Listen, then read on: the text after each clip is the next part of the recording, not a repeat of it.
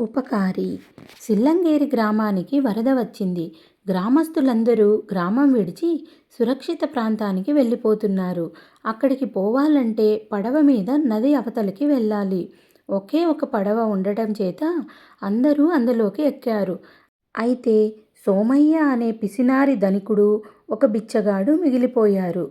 సోమయ్య తన సంపదలో ఒక్క నల్లపూస కూడా వదలకుండా పోగు చేసుకుని బయలుదేరడం వల్ల జాప్యం జరిగింది. చివరకు వచ్చిన సోమయ్య, బిచ్చగాడు కూడా పడవ ఎక్కబోయారు.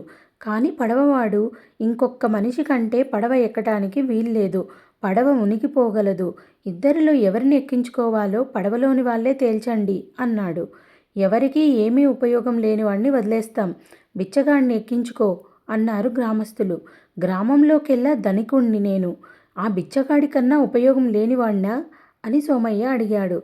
నిశ్చయంగా. ఆ బిచ్చగాడు మాకు బిచ్చం వేసి పుణ్యం సంపాదించుకునేటందుకైనా ఉపయోగపడ్డాడు. నీ వల్ల ఎవరికి ఏం ఉపకారం జరిగింది అన్నారు పడవలో వాళ్ళు.